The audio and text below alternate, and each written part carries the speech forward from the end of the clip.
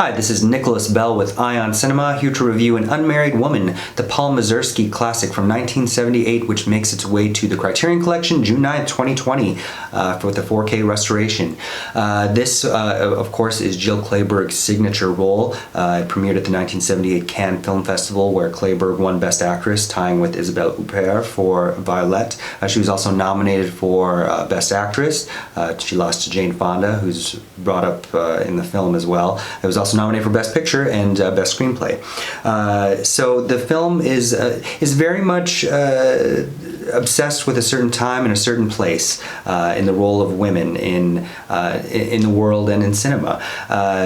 Clayburgh plays a woman on the Upper East Side, Manhattan, who her 16 going on 17-year marriage to Michael Murphy, a wealthy stockbroker, suddenly dissolves when he falls in love with a younger woman and divorces her, leaving her alone with their teenage daughter and a bunch of angst and anguish about who she is and what she wants to do with her life, things she never considered. So the film is really a series of, it's considered a feminist film directed by a male of the period, much like Scorsese's Alice Doesn't Live Here Anymore, or John Cassavetes' A Woman Under the Influence. In the conversations that a lot of the female characters in the film kind of just have that override one another. For instance, Clayburgh's sequences with three of her friends, or with a therapist, which I consider kind of the best sequences of the film, with Penelope Rushinoff, where she it's where we really discover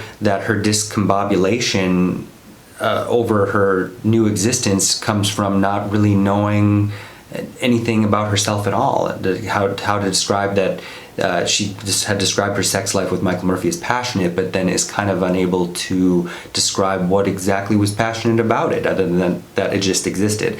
So there are a lot of interesting things to fathom about it. However, one can't discount that the particular time and place. Clayburgh's Erica Benton is also a woman of extreme privilege, and although she is kind of walking around in a haze, discovering herself, it's never apparent that anything bad she'll always be okay.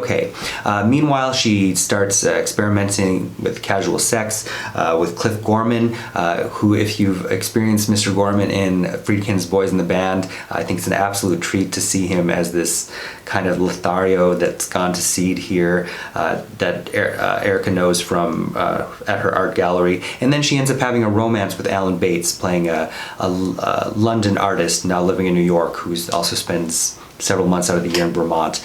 And then she has to decide if she wants to get shoehorned into a situation she just got out of, or really work on discovering who she is as a woman.